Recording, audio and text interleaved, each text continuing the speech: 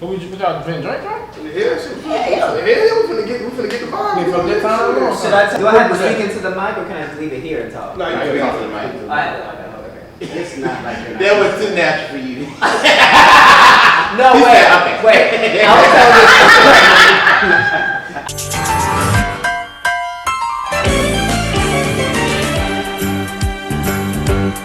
this. So you will show us. Put that right there. When it's time. Hey, Zach Shirley, you ready? I'm ready. Harold, you ready? Ready. Adrian, you ready? Oh, always since 1986. B. Will, you ready? Let's do it. I feel like I want to come in with something like this. Oh, this is light. I like this. This is real light. This is real light. Hey, man, we want to thank all of the listeners for tapping in with us, man, one more again. For those of you who don't know me, man, my name is ZIGGY_the_Alpha. You can find me on all social media platforms. We got the Izza, the Jizza, the Big Talk Shitter to my left. We got B. Will, shooting like Lou Will. And we got the one from the belly of the grove. We got Swelly, man. But we got some special guests in here today, man. Yes, sir. I would like to say I'm a very, very, very huge fan. So I'm going to introduce these guys, man. We have the BlaQberry View podcast. Bang, bang. Podcast show. And it's BlaQberry View with a Q and not a CK. There you go. With a Q and not a CK. Oh, we got shots, man. Come on. Yeah. And so the reason that we have these beautiful men in here today is because we're going to be talking about. Thank you. They already showing out. Thank you. We have some libations, but the reason we got these men in here today, man, is because one, on the Dallas Most Dangerous podcast, man, we are one thing. We are dangerous. We test the boundaries. And it's Pride Month, man. We want to be inclusive, and these men embody that. They embody being inclusive. Yeah. This is something new we learned. We learned that. Shout out to Legendary. Shout out to Legendary. Yeah, no Sade. No Sade. So, you see my shirt? Bro, Hey, I want that shirt. shut the fuck up. We do that very well at the BlaQberry View. So I'm gonna go ahead and allow you guys to introduce yourselves, man. We're so happy to have y'all. Huge fans, by the way. Huge fans. Don't knock each other over. Go ahead. So I will introduce myself first. Zach Shirley. You can find me at dr.z__ on Instagram. I'm not on the Twitter because Twitter be freaky, and I don't need to be caught up in that. Okay, but I am one of the 5 co-hosts of the BlaQberry View, and I am just extremely happy to be here with y'all. We go back a long way. So it didn't just start here. So, but I will pass it off to. Now I'm gonna pass it off to Harold because Adrian's gonna be out there. All right, what's going on, y'all? It's your boy Harold Brown. You can find me. What's your kink, Harold? That voice got deep. So you can find me on IG and at Twitter at _the_melanin with an IAL, kind of like the millennial, if you get the play on words. Yeah, I'm happy to be here, man. This is special. This is my second episode that I've done with Swelly Podcast. I think you the only nigga to come back like 2 times. Yeah, double take. Yeah, double. We normally don't have niggas back to back. I ain't gonna lie I'm to you. special. I have niggas back to back. If you haven't been back twice, you ain't shit. You heard it from me first. Back to back. We don't know a name. I don't even have no drop for that kind of shit. They don't make drops for that. You know what that deserves? He need a bomb for that. I get a gunshot. Back to back. We have the explosive. This is the explosive to my left. Right, the explosion. Keep going, Harold. Give Keep me going. stage. Yes. No, but I'm happy to be here, man. Thank y'all for having us and having the BlaQberry View. And it's actually a good thing that we are able to mesh 2 different podcasts with 2 different types of identities, because I think this is going to show a lot of people that you don't have to operate in silos in the community. We all can work together and get shit done. I think the thing I love about it the most. I'm just saying. I'm just piggybacking off her. I think polarity drives conversation. So I'm happy to be here, man. Come so on, SAT word. Let me give some room because I know this is gonna be a good introduction. Come on, Issa. Bitch, you're not shy. Hello, everyone. This is the Adrian J. Neal Jr., creator and host of the BlaQberry View. My number is 614-746. My Instagram is at the Adrian J. Neal Jr. My freak Twitter is I'm not telling you. You just have to figure that out on your own. What's a freak Twitter? Pause that. Nope. That's good. That's later on in the episode. No. He asked the question. Yep. This nice young man who said here this. now. Yeah, exactly. He called me beautiful at the beginning. So I'm going to answer the question. So a freak Twitter Damn, is you Zach. one that you may put on your nude photos. Your and videos. And videos of you maybe getting fucked or sucking dick or Your dick Twitter sucking, OnlyFans. or in your case OnlyFans eating for pussy Twitter. or getting your dick sucked. I don't know. Yes. Yeah, but you don't gotta pay. It's Twitter. Like, is your face in it? Huh? Oh, It oh, could be. If that's your thing, If that's your kink. some people's faces in it, but if my face is going to be in it, I'm going to get paid. So no, my face is not in it because I'm not getting paid. All right, Kim Kardashian. You better than money. That's right. I'm about my coin. I'm about to start an OnlyFans in a minute. We living in two different worlds right now. I ain't never heard of that We shit. hit a bridge together. Hey, look. Normally it's so easy for me to navigate conversation when we do our podcast, but this is so different. So I'm excited to see where this is gonna go. Shout out to this Very baby much. man in my cup. Yes. We gonna make it happen. Libations. Hallelujah. All right, so I got a quick question. What was the thought behind you guys starting the BlaQberry View? Like, what made you guys like we need to come together? Us 5 guys. I know we only got 3 today, but the other 2 guys. Like, what made y'all say we need our own show? Like, what was the thought behind that? Issa. So I'm not trying to ask a question on top of a question, but why they keep calling you Issa? Because I'm the creator. He's the creator. And the innovator and the sexy boss. one and all that. But no, I'm just You'll I'm fight kidding. you outside. I'm kidding. You're the talent. we They're relate. all great. Like, see, that's why I'm sitting next to you because talent recognizes talent. Are you a Leo? I'm a Virgo. It's close. Jesus. It's close. You're a Leo? See, thank you. I'm not alone. But either way. Toxic. So, Toxic. so actually, me and my friend Q, we were having conversations about niggas. Fuck niggas. Fuck. And how trash I love how you niggas specified. are. Yes. Trash ass. Fuck Fuck niggas. niggas. Yes.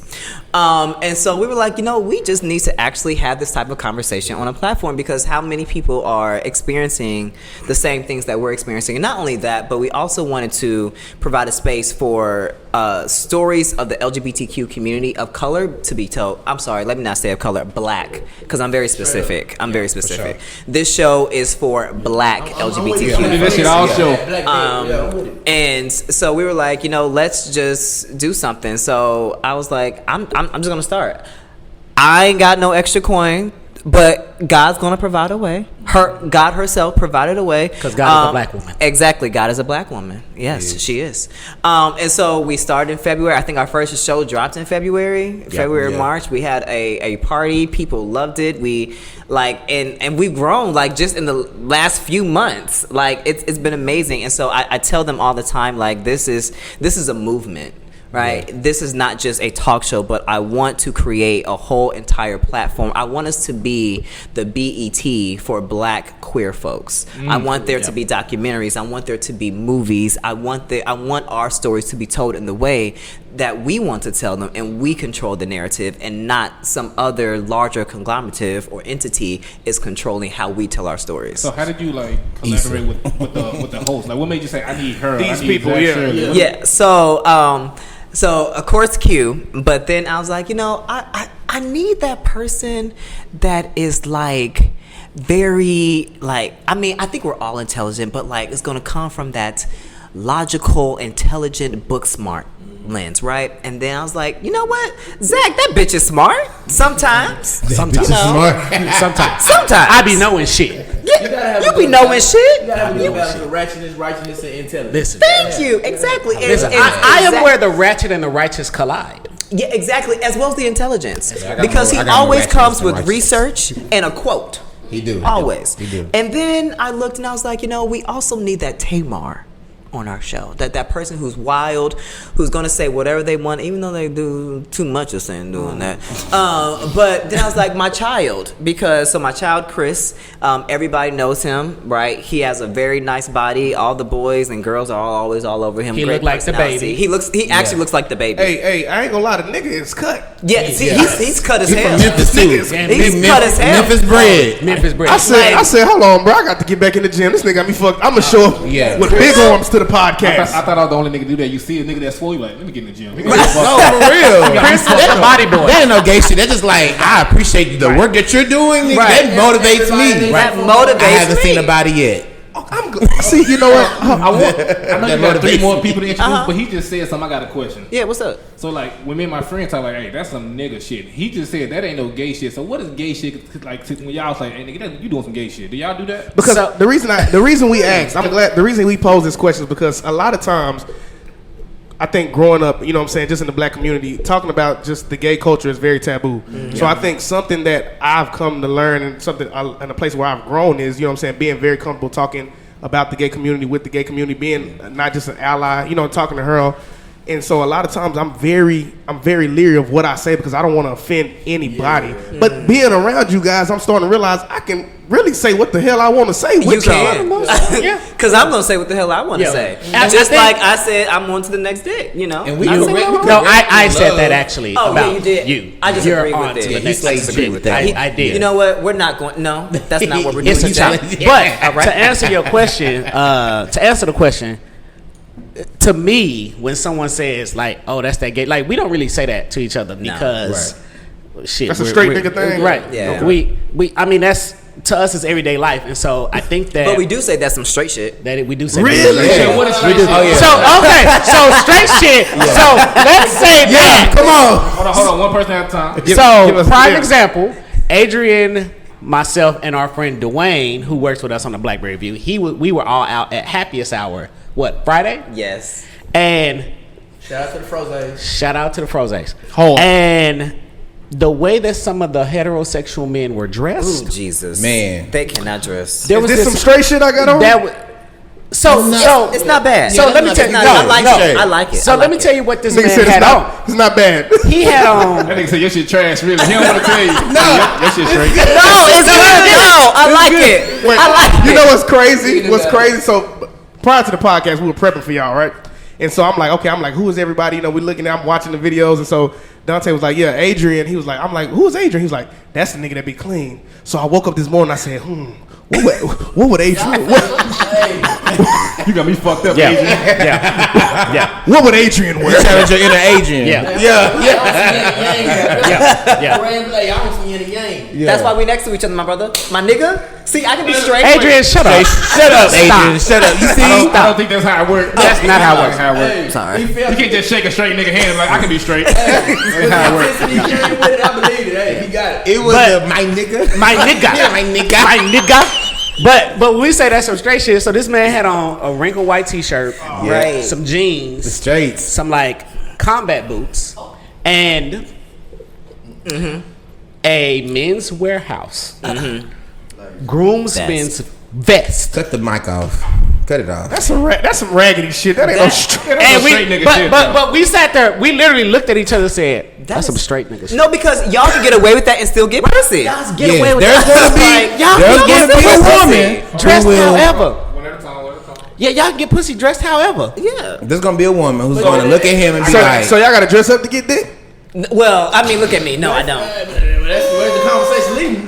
What about the personality? I it's thought not that in the was gay about- community. We're very critical about appearances. Yes. I don't know. It's really a byproduct of respectability politics, but also just I idea just ask around. where it stems from. Yeah, it's just also a part of like how we, I guess, glamorize or like envision the gay community function. Like that's why people make it like feel like you have to have a 6-pack if you're gonna be gay. You have to have pretty hair, but Fat ass. But we also are very critical. You can't walk out into the motherfucking community looking type of way because we will look at you and we won't say it to your face unless we just got beef with you. But in our group text, we be like, "Child, you won't." Did you see? So I got a question. I got another question. Yeah. So this is the question y'all said don't ask, but I'm asking because I don't think it was that bad. But Okay. Oh no! Now that Go with that man. We're all friends now. yeah, we're friends. now that I know the ceiling, Yeah, this shit way down here now. There ain't even Yeah, There is no ceiling. There is no ceiling. the question you about to ask on the floor. My question is, so when y'all go places, how can you like tell that a man is gay? Like, what's your gaydar? Like, you like that? Oh, Start it off. you know Start it what? off. Run it up. So Go ahead, Professor. One, you look at a glance, right? Like if we're walking by each other, that we know each other. Yeah. So for us to look at each other and like exchange a glance for more than 2 seconds, it's normal. But if there's a glance exchange and then there's the Like a double take. look back, and then there's the gravitation around the same area, Correct. it's these subtle nonverbals. What do you mean when you say gravitation around the same area? So if you walk by, and I'm already posted up right here, I'm drinking my drink, chopping up with my friends or whatever. I'm chopping up with my friends, I'm drinking my drink, and you walk by, and you come back into this area. It's a whole bunch of space in here, square footage, and you keep coming back over here. You ain't got no drink, or if you got a drink, you by yourself. That's another thing too. When people break off from groups.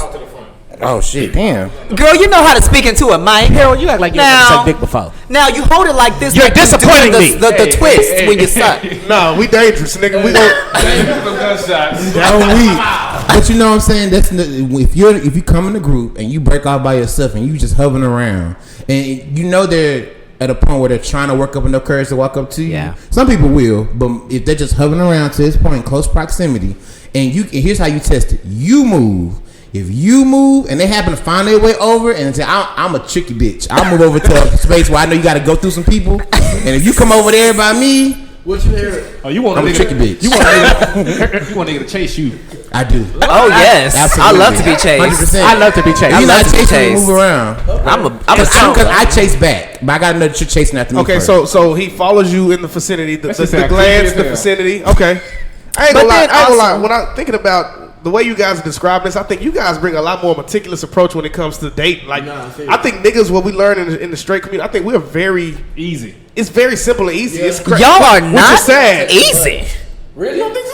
Oh fuck no! So hold on, wait a minute. Let me let me make sure I'm Give not. me a bag, Yeah, don't let talk me shit. go back. So maybe Zach, explain what you mean by easy. So Yeah, okay, yes. for example, a man that has self confidence, a man that know he looks good, a man that know he has good conversation, a man that know he has his money together. Who myself, you know what I'm saying? Like I'm never in a position where I feel like I'm finna just chase this woman down. I'm gonna start a conversation. If it don't go the way I want it to go, then I'm gonna bounce. Right. And normally, you know, it goes the way I want it to go based off the conversation. But a lot of times, like I think as a straight man, we're never like, well, let me walk over here. It's not that much calculation that goes on, is what I'm saying. Oh, I agree. You get what I mean? I thought you were talking about it's easy it's to not- be with y'all. Oh no, not at all. I don't believe sexuality cares matters about that. If the person ain't together, it's gonna be hard. How do you know if it's easy to be you been with a straight man? yes. That's oxymoron. So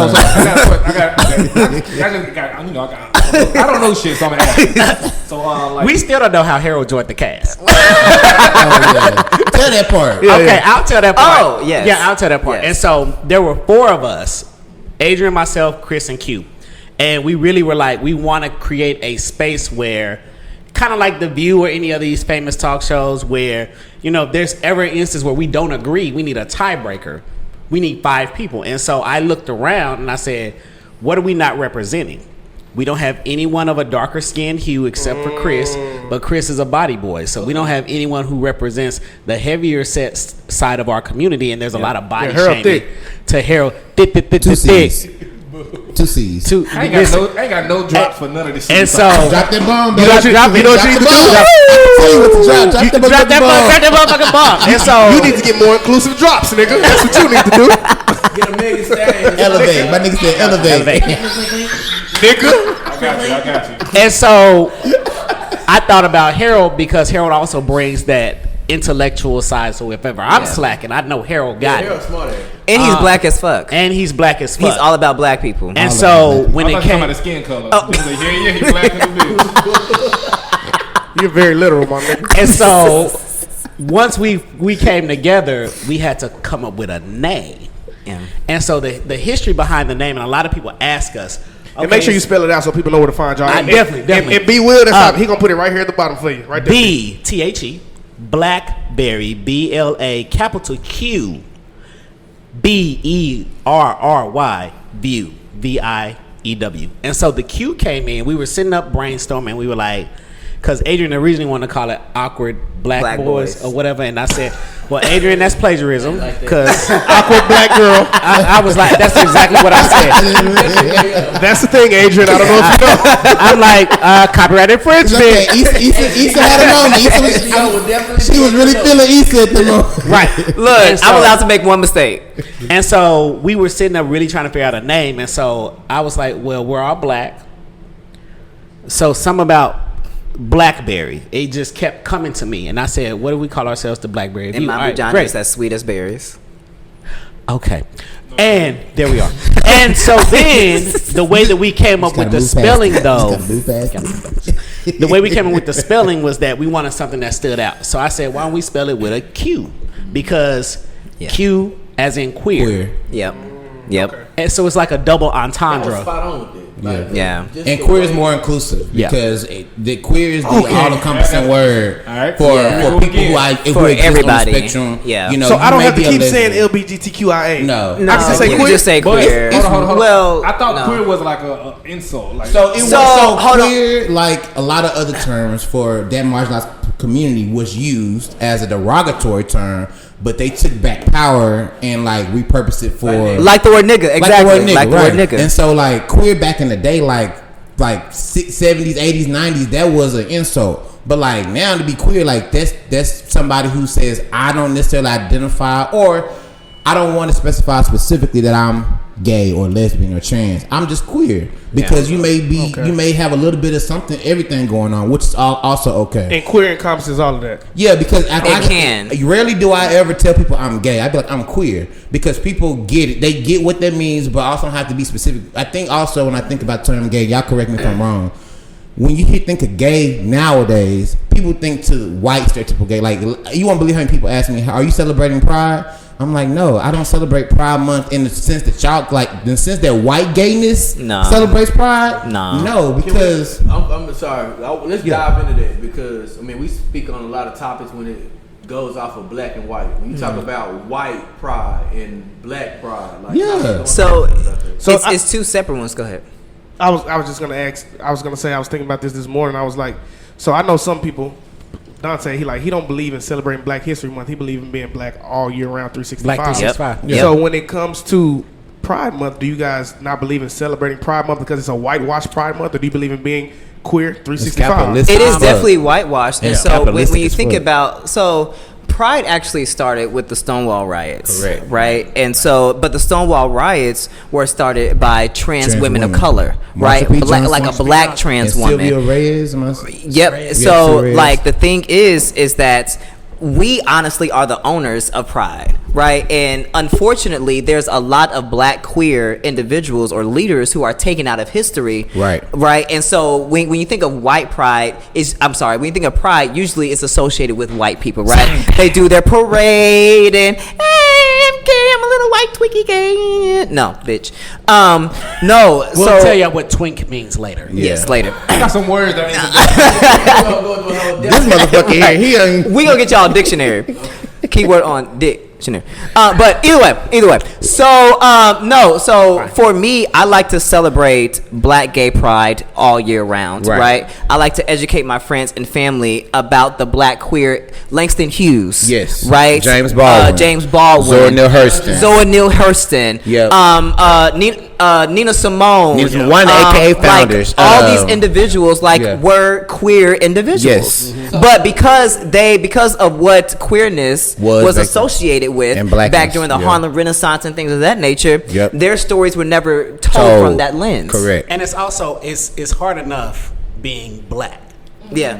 Imagine adding queerness on top of it. Yes. And so we oftentimes live in a dichotomy, if you will, of all right, white people are afraid of me or hate me because of my blackness. Black people hate me or are afraid of me because of my queerness.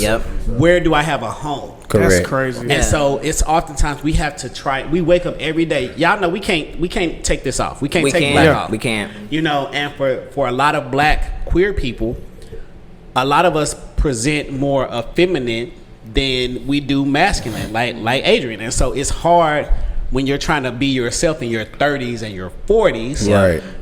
But it's like, all right, am I going to get attacked today because I'm black, or am I going to get attacked today because I'm gay? Queer.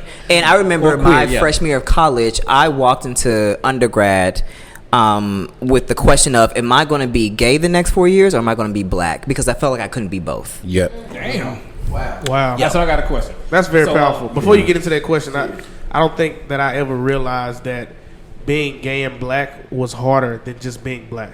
Until we watched what was that? Pose. Yeah, until I started watching Pose one day, and I brought it to the podcast. I'm like, hey, y'all niggas need to watch this. And they was like, well, I mean, what is it about? So, I go into telling them what it's about. I was like, the first episode, my boy, I think it's Damien. What was his name? Yeah, I was like, Damien. His father throws him out because he's gay. Yes. And then he goes, and then it just blew my mind.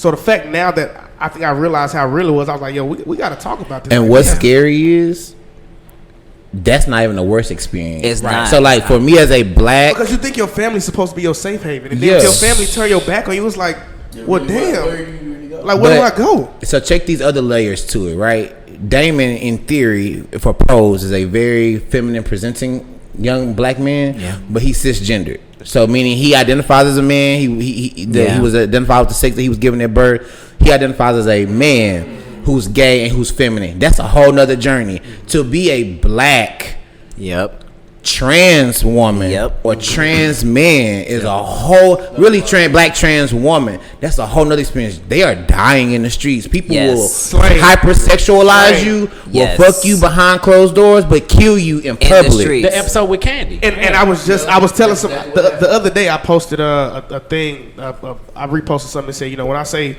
women, that includes trans women. Yes. And I got so many like just kind of like off the wall kind of messages in my DMs, and it led me to think about with Candy. I'm like, I think it's men who battle deep dark demons, not even a demon, a deep dark attraction to trans women that don't want to come out and say that because they feel like they're gonna be judged away or they feel like they're gonna be gay. And even speaking on Candy, there was a trans woman in Dallas, I think not even a year ago, that was killed. Yes. Tatiana Jefferson. Tatiana Jefferson. So how do you guys feel? Because like when it comes to like the Black Lives Matter movement, I can't stand it because they trying to like commercialize it and like make money off of it. How do y'all feel about the Pride Month and they just commercializing and making all this money off like Gap or Target? One got all these rainbow shirts and they making money off y'all shit that y'all went through. I know trauma and like you said, you have to make a decision. Do I want to be black or do I want to be gay? So it's like, how do you feel about they making millions and billions of dollars just off them colors? We are a capitalistic society, right?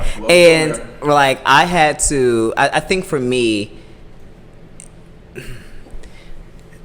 make your coin, right? But I want you to meaningfully and intentionally invest in our community. I don't want you just to put Pride on your t-shirts and sell them in the store. I want to know that money from your budget is going towards homeless resources for queer LGBTQ legitimately folks. Going exactly. Right. I want to know that you are providing spaces and safe havens for our community. I don't want you just throwing shirts out there and not doing shit, right? Because that's different. Right. And I think that oftentimes people look at it as we're the next hottest thing to be. Yeah. Like we're a fetish. Yes. And so the reason why I don't identify with Pride Month, Dante, I agree. I'm Black 365, 366 on a leap year. And I'm also queer 365, 366 on a leap year. I don't identify with this Pride Month because we oftentimes, so I talked about being black with white folks and gay with black folks. We don't talk about the internalized hate within the community, what we did on the BlaQberry View. But we're oftentimes fetishized by white people. Yep. I was telling someone last night, she asked, hey, have you ever considered dating a white guy? And I was like, once upon a time I did. And so I was out just on a regular Sunday fun day. This was years ago. And 3 of his friends approached me, white guys, and was like, well, I'm not gonna say his name to protect the innocent, but go ahead. I'm just joking. So, well, his name was Matthew. So Matthew, that's me. Matthew was a fuck boy. We got some drops for that. We got fuck boy drops. Drop a fuck boy drop. I think I got gunshots. We got the. So fuck you, Matthew. Fuck you, Matthew. Fuck you, Matthew. So his 3 friends came up to me and was like, yeah, Matthew told me about like how you just fucked the shit out of him. Oh, like, I didn't know you were going that way. Oh yeah. and the friends were like, so like, can we get some of that? Bitch, what? Hold on. Hey. I like where you going. And so I feel you. No, come on. Talk your shit. I stood there like, and they were looking at me like the That's fucking insane. hyenas in Lion King. Like I was the fucking prey. Like my dick was the prey. And so I said, fuck nah. Right. And I went and found Matthew and I said, did you tell your friends about our sex life? And he was like, yeah, I thought you'd be down. Like, you want me to hook it up for you? So you trying to pass me around? It's like you're treating me as if I'm some like a slave commodity. Definitely a commodity. Exactly. Like and it's what something that straight men do all the time to women as well. Like you trying to pass me around as if I'm some sex slave to you, instead of appreciating the intimacy that we had. And I'm sorry not to cut you. I'm thinking about just the colorism. Yes. Like on the 3 white men saying, yeah. And they were bold enough to ask you. I had a guy walk up to me in a bar and touch on me. Like he like touching, and I was by my homeboy, a black man. He literally walked up and was like, "Oh my god, you look so good," and like grabbed my nipple. I like it took me everything not to rear back and punch him. I'm like, "Don't touch me again," and I had to like push him off because like. How dare you think that you have that much jurisdiction and authority over my body, and you just met me in a bar? One, I don't like nothing white, baby. I don't even write on white paper. So, you know what I'm saying? But on top of that, it's like, how dare you not even think to at least introduce yourself? Right. But you think in a club, but again, that's the misnomer that people look at people who are in the queer community and they think all we do is fuck all day. That's not what we do. That's not. We are normal people. That's we have like jobs 4 times out the week. 4 days out of 7. I won't. Not every day. I won't lie. Until I got a lot more educated on the community, I over sexualized being gay. I'll be completely honest. I thought that because as a straight man, whenever you think gay, you think the sexual aspect of it. You don't think anything beyond that. People go straight to our bedroom. Yeah, exactly. They don't go to no other aspect of our life. And let me tell you, my bedroom is just as bored as everybody else's. And so that's the people think I have a lot of sex because the way I talk and like I'm very sex positive and I talk about sex on panels and I believe in sex work and all that. And you suck dick in the bathroom. And I suck dicks in bathrooms. But the thing is, I just sucked a dick in the bathroom before y'all came. We take 10 steps forward, just take 45 back. Right. We just want to prepare y'all. But the thing is most dangerous. But I'm very, you know what? I'm very honest, and niggas can't handle that. It's okay. But either way, niggas we don't like honesty in general. If we could be straight man for shit show. Hold on. So I know that. Yes.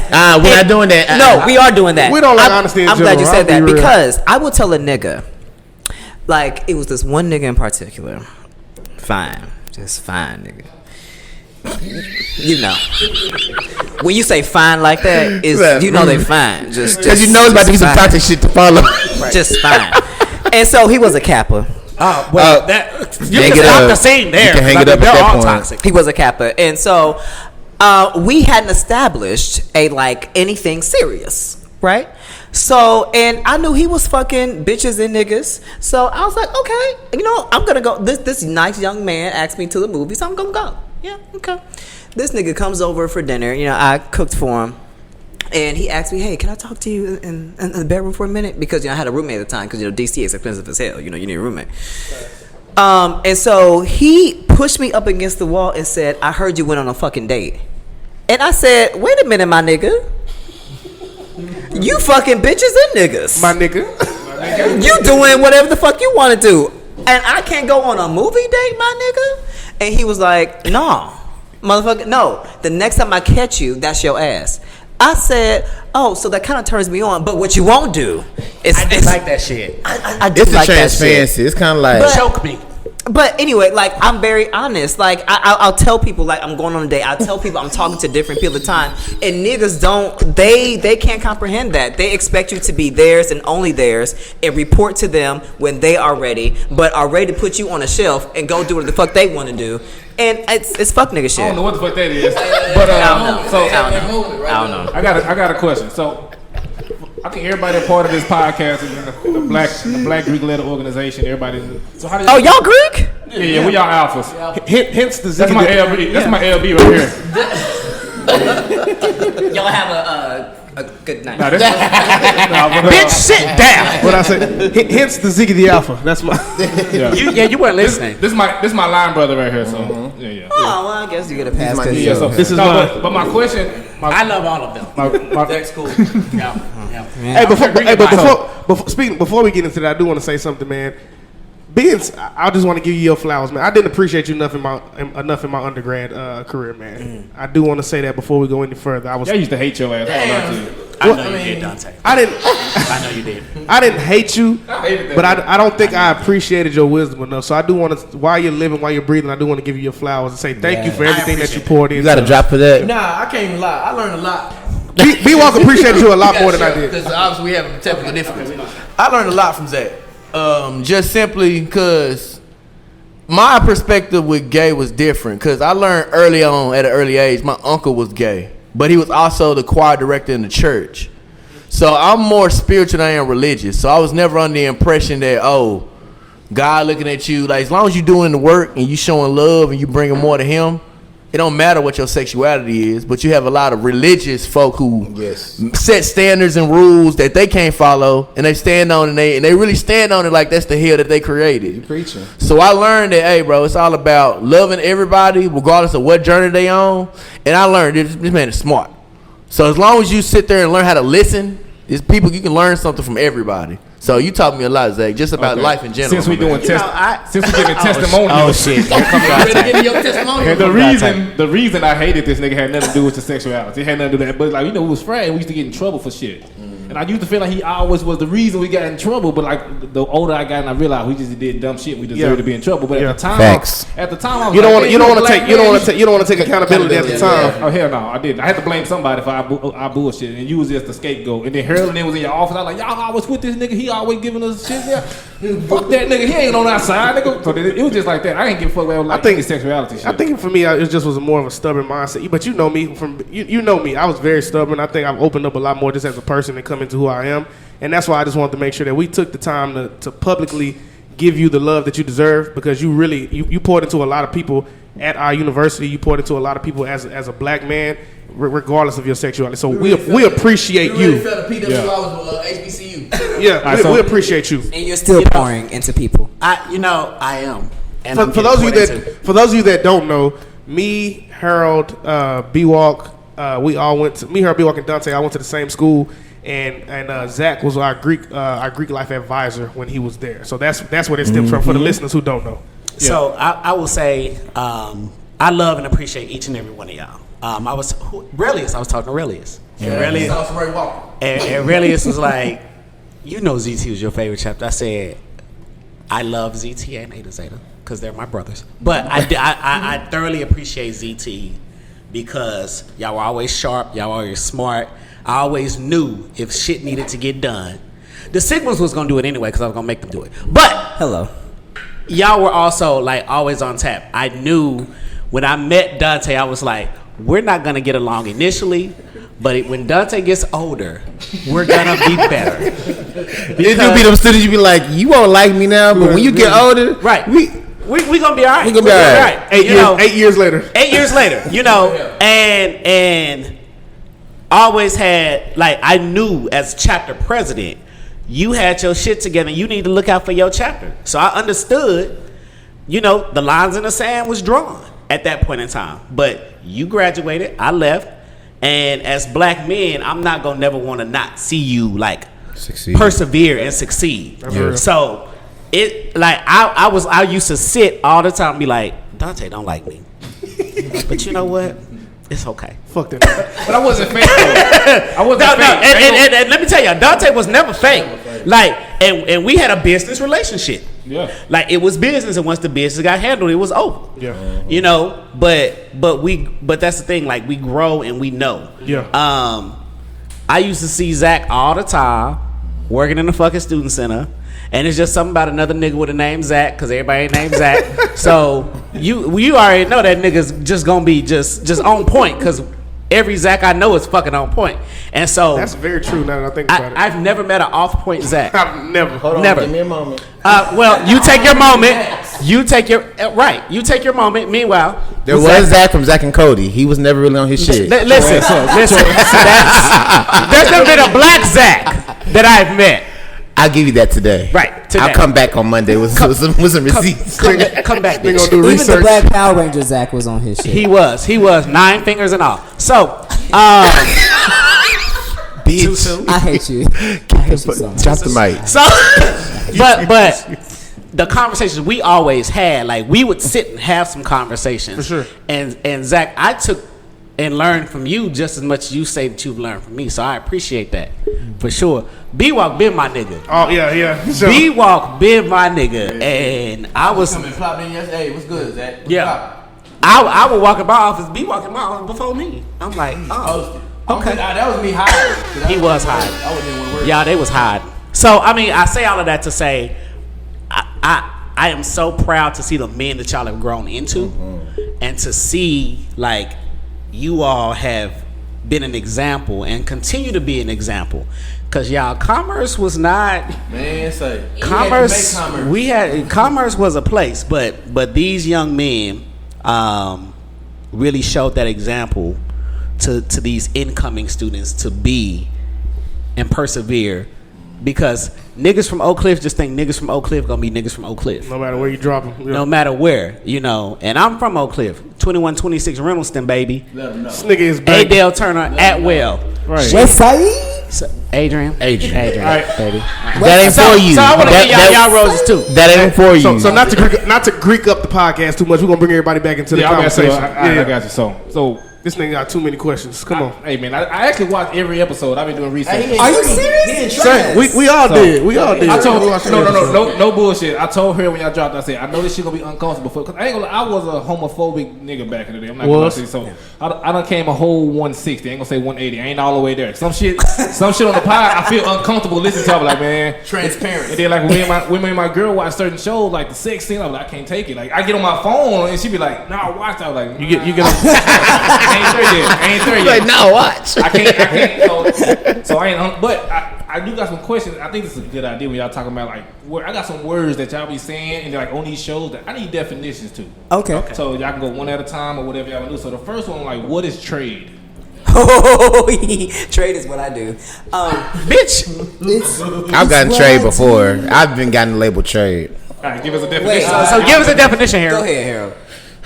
So I hate it because it don't be what I be trying to give, but so trade is when a guy looks and acts or tries to act like that straight, but like but he's gay or he's queer. Okay. So like right. So most people, mine's not thinking clock him, but he don't want to be clocked.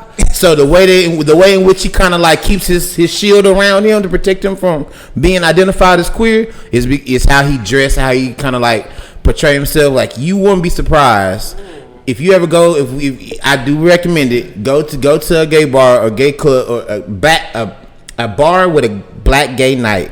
You'll be surprised the niggas you see. These niggas that be fixing on cars, body lifting in the gym, like, and not to say that like there's an aesthetic, but like these straight shit. No, but these niggas that you would think like that nigga ain't gay. Gay as hell. Like my experience with can the camera see my face? Is usually dope boys. Right. Oh. So yeah. Trappers out here? Yeah. Yes. So like that's my experience. Trapping ass. My nigga want to be a trap queen. You want to be a trap queen? There's been 2 dope boys that I have entertained in the past. So trade is like down low brothers or something like that. They're not really down. Because down low would assume that they only date. They try to only date women. These guys are. Let me put it like this. They're more private. They're more discreet. But they just don't want to be easily picked up as gay. Right. Like they don't. They really are not. They don't claim to be straight, but they don't want to be identified as gay off bat. Right. Well, and so I think there's 2 definitions. There is, and I was about to say because the original definition of trade was heterosexual men who traded sexual favors for money. Yeah. And so that's where the term originated from. Some education. Oh, this nigga got knowledge. I'm straight. However, rent need to be paid, car note need to be paid, all this other shit. Gay for pay. And so I'm going to trade sexual favors, whatever they may be, for money. But also I think trade is can also be because the niggas that I've experienced are the ones that may have a girlfriend, like they are very. Don't look at me, nigga. No.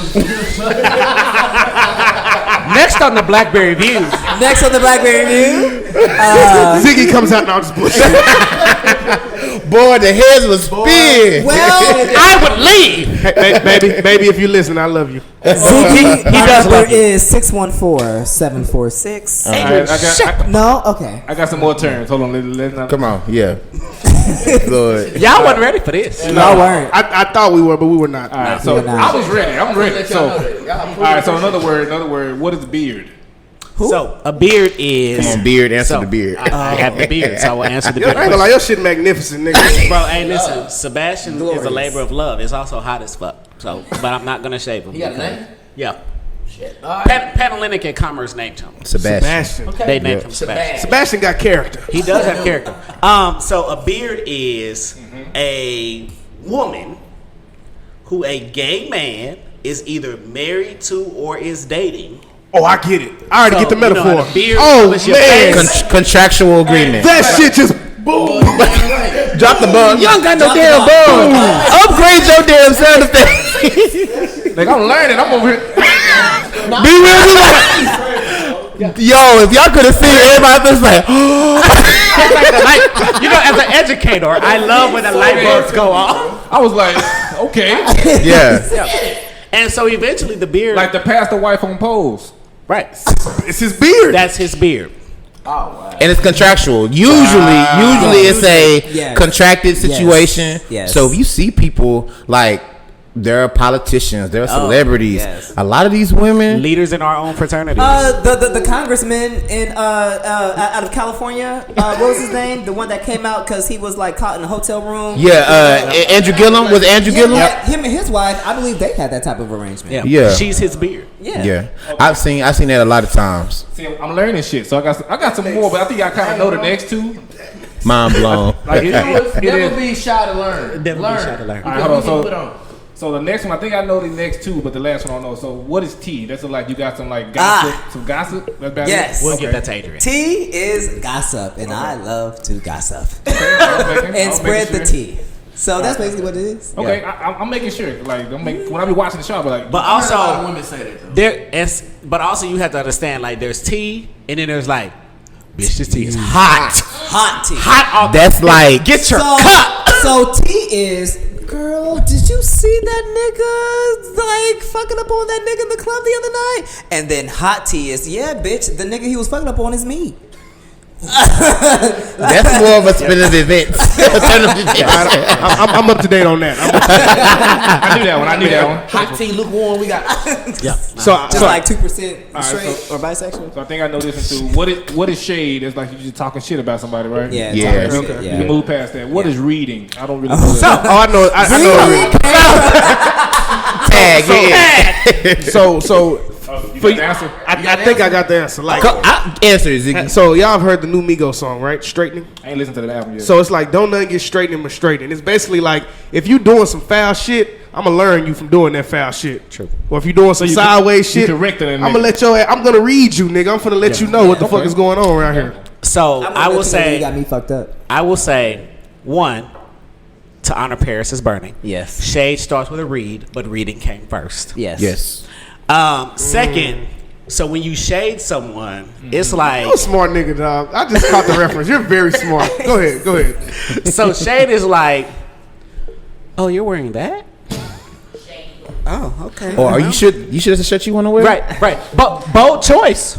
Oh, it's subtle. I would do it. It's It's subtle subtle. shit talking. Subtle. Subtle shit talking. See, people think shade is so direct. I'm like, no, it's shade is subtle. just It's subtle. like actual tree. Shade is like when you under shade, you be like, oh, I just happen to be under a tree. Yeah. But reading. But reading is Wow. reading is, bitch, let me clear you real quick. Right. Okay. Bitch, you walking up here with this jackass horrible outfit on, looking like you just a know-nothing nigga living on the motherfucking street, driving this little Pinto outside the motherfucking car, ain't got no motherfucking job, And my you stay in nigga. a motherfucking Who the fuck you efficiency are, my with nigga? six With niggas. 6 niggas, my nigga. You ain't doing nothing with your motherfucking And your shit, biggest with your complaint is that I showed up late? Exactly, Okay. nigga, with your little ass motherfucking dick, bitch. I ain't got no time for this shit. All right, so what? I'm gonna tell you what I appreciate. I'm gonna tell you what I appreciate in the culture. So when we watch like Legendary and shit, right? Yes. Like they be doing some disrespectful shit. In my mind, I would slap the fuck out this nigga, right? But my girl said that's just the culture. Like you gotta just Yeah. take that shit. So like Yeah. I I applaud y'all. Cause like some like the shit you just said, like them fighting words to straight niggas. Like, it's almost like I have thick skin. I gotta fight. It's almost like when you say culture. It's almost like when we were in New York and and the niggas was like, "Hey nigga, you niggas want something to motherfucking drink?" We was like, "Nigga, what?" Like, calm your ass down. But it's a part of the culture, and for them, they just talk to each other But that way. this though, part of I love that you brought that up because I would say, and correct me if I'm wrong. Typically in the gay community, in the queer community, we have very thick skin. Yes. Because the things that we get on your ass about is not a lot around this third grade ass, you flooding type shit. It's like you have the audacity to try to portray one thing and your income, your education, and your qualifications don't match up to either. And you're ashy. And just on top of that. And you don't even wash your motherfucking ass. But here's the thing, though. This leads to something, a misnomer. It's a stereotype, right? They be like, whatever you do, don't ever fight a gay dude. Here's the reason why. I know that. Hold on. Before you say that, okay. There's not a win-win situation. No. I grew up. It was like I'm from Pleasant Grove. You dropped your shit. I'm from Pleasant Grove. So we grew up knowing not to fight nobody gay. God. I never seen a gay person lose a fight in my life. I don't know where you niggas go train at. Because let me tell you what we train. We train with you niggas. Exactly. Y'all beat up on us as kids, and we learn how to fight from y'all. Exactly. And because we have to fight more frequently because we gay, then we be ready. And then on top of that, to gay culture, then we gotta know how to read you. So if I can't hurt you physically, I'm definitely gonna annihilate you mentally, emotionally. Nigga, absolutely, something's gonna die fucking with me. And you know what? Also, like me being feminine, something's gotta die today. And then also, like me being feminine and small, like niggas do want to try me. So I had this like 6 foot nigga, which I was in New York. Yeah, he was gay too, but he's like, oh my gosh, you feminine, like you can't fight. We was tussling in the middle of the street in New York. I'm not gonna sit up here and punk out because my nigga, no. Yeah. We had to learn how to fight. And so the thing about being in the gay community, we have a saying: don't raise your voice and prove your argument. I don't need to touch you, right? But I'm going to cut you with these words. Say that one more time. Don't raise your voice and prove your argument. I'm going to essentially. You want to come at me? I'm gonna be like, I've already scanned you from head to toe. Yeah. Yes. So let's begin. I already got my Rolodex and shit. I already got my Rolodex. How you want to play to the left to the right? Exactly. Let's begin. Because I'm gonna read you from your teeth. You may have had the right to your patchy skin. Exactly. You might have had the right idea, but the wrong bitch. Boy, right. Y'all gonna hurt somebody confidence person. Boy, y'all gonna dig that. But here's the thing: it's only a self-defense mechanism, right? Yes. Any other time, nobody goes out and does that on purpose. But what happens is it kills me every time, especially straight dudes. Straight dudes, whenever they try to talk about the gay community, I just sit back. I don't even take a breath sometimes. I'm just like, what do you mean? Let me tell you how I annihilate straight dudes. Nigga, you don't even know how to wipe your ass. And you probably don't wash it. What you mean wipe your ass? So let's touch on that. Niggas don't know how to wipe their ass. Before I touch on that, wipe their ass. Before I touch on that. Thank you. Ain't nobody ask you. What's the damn? Let's get a black one. No. I'm gonna be honest. I wash my asshole when I get in the shower. Get in the shower, turn over, and get the water. You'd be surprised. I put the lotion on the scrubber shit, and I wipe my ass. Yes, niggas don't do that. But who don't wipe their ass crack? Real quick with soap. The straights. Real quick, and some of the gays too. Real quick, if you want an excellent example of shading and reading, and so I'm gonna give y'all a couple of pop culture examples. Please. So it used to be, and it's from a very white centric place, but it used to be that when you think about Golden Girls and Designing Women. The example that used to be given was Dorothy is a shader. Oh, she's hard too, though. Julia Sugarbaker from Designing Women is a reader. Okay. So, I would recommend, if you're not familiar, I'm a Golden Girls fan, so I'm here. I ain't never watched one of these. So, Golden Girls is dope. Yeah. Dorothy, you would like it, bro. You would like it. She shades down, but Julia. Go on YouTube and look up Designing Women the nights when the lights went out in Georgia. That is a read to end all reads. Now, in more recent pop culture, especially for us in the queer community, and I'm glad that y'all mentioned Pose, Elektra is an excellent example of shade and read. Yeah. When she took that sip of water, hydrate, lubricate, read a bit. She's my beyond favorite. Yeah. She cold, bro. She cold. And so when you think about shading and reading, It makes She read the fuck out. She'll shade Blanca. On the low. You're lucky this is your house. But she'll read. She'll read pray. But she read Yeah, pray. she'll read pray. And she read that white woman, and she read the man in the little dress shop. Lord Jesus. And so that is an example of shading and reading. But when we talk about straight men who don't wash their asses, it is a misconception that any attention given to the asshole rectum region is gay. It's hygiene. But meanwhile, y'all, not y'all, You walk around but with crusty niggas is ass out crack. here with shit chips in they shorts. Booty crumbles. Booty crumbles. And Call it it's what it not is. even- Shit chips. and I'm gonna say this. I'm gonna look at Booty the camera crumbles. when I say this. It's not even. I don't even really try to blame them. I do blame those straight men, but the women that lay up with them. And Sis. let them get away with that. How you do that? Accountability. I feel bad for black women because they Hey, be all. Zach, I'm and glad, then, I'm yeah. glad you brought it here. I'm glad you brought it here because it leads me to talk about. I was talking to some of my cousins. We went out to eat on Friday, and we were just talking about the dating realm and how hard it is, and I realized that a lot of niggas don't do that. They're not well in their hygiene because they fear being gay. Yes. Like I go every month and get we very different. I realize we're very different from a lot of straight men that we know. I promise you. Oh yeah. and don't want to take care of themselves because they think it's the They won't go get their nails done. I know all of us go get our nails done. They won't in certain things they won't get facials. Nope. They won't wear face masks. They won't take care of their feet. Nope. It's a lot of shit. It's crazy. 10 to 15 years ago, y'all would have played a nigga. I guarantee. Just in high school, y'all would have played the fuck out of me. Not you, but like straight dudes would have played the fuck out of me if I would came with manicure nails. What if I came with a facial? Like, Well, for real. I'll be honest. I'll be honest. I would've. Growing up, I was. I would have. Growing up, I was very lucky to have a mother that worked. My mom owned a beauty shop, and so down the street there was a nail salon from it.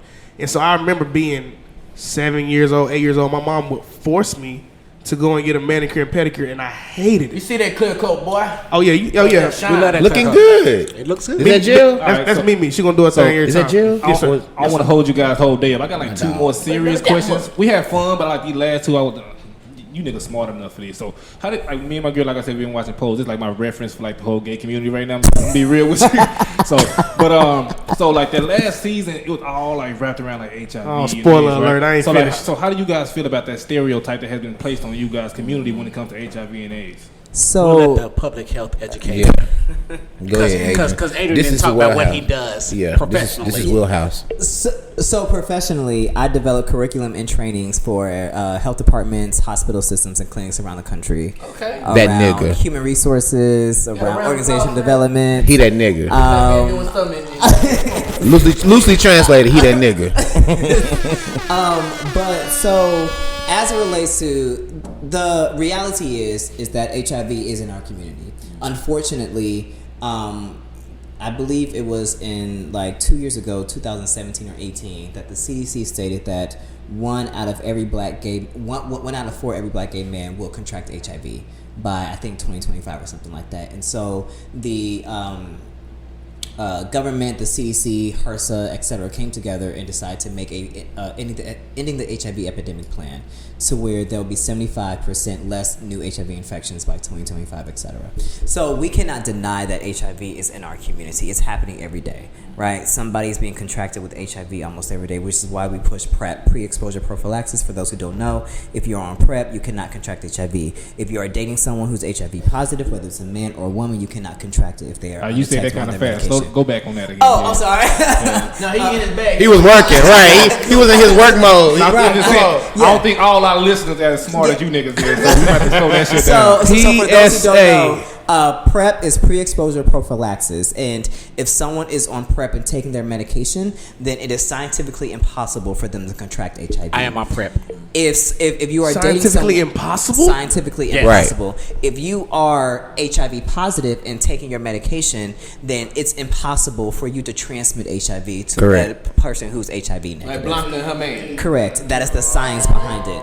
And so folks definitely need to know that. And we want to get more black people because not enough black and brown folks are on PrEP. Right. And we want to get them on PrEP because if you're fucking, you need to be on PrEP. And it's not just the gay community. It's like straight people should also be considered taking PrEP because particularly black women, because black women are most impacted. One pill a day. So as it relates to HIV in our community, it's a reality. Now, what I don't appreciate is that people assume that just because someone comes out as gay, that they're automatically going to contract the virus because that is not the case.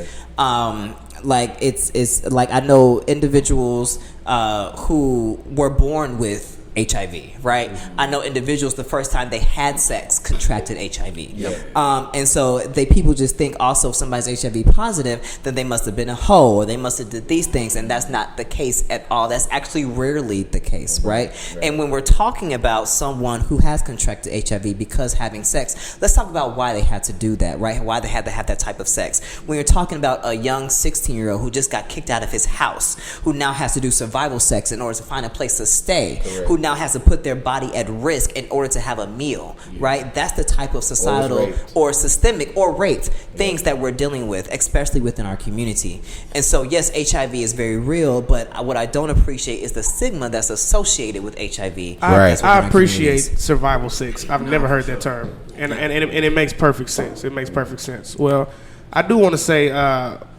This is not over. We're finna keep going. So I hope y'all ain't got shit to do. I ain't got shit to do. Okay, I'm just saying, like on those type of topics, I'm like, now we can be more inclusive. Because I don't want y'all to feel like we just brought y'all on to talk about queer shit. Because I appreciate y'all minds much more than that, and we want to get y'all takes on other shit that's going on in our world. Oh yeah. So I'm just asking this. The last one we talked about Abbott, Governor Abbott, right? Yeah. Greg Abbott, what the fuck his name Jesus. is? So. Now, Hot Wheels. You know, I think last we talked about how he passed like the abortion bill. Now we talked about how he made. I think you had to be at least 21 to work in a strip club at this point. And now he has bills that will stop Texas from defunding police and penalize people for rioting. Like, how do y'all feel about Greg Abbott? Like, because I don't know if he's an advocate for you guys' community or not. I don't even know nothing about him.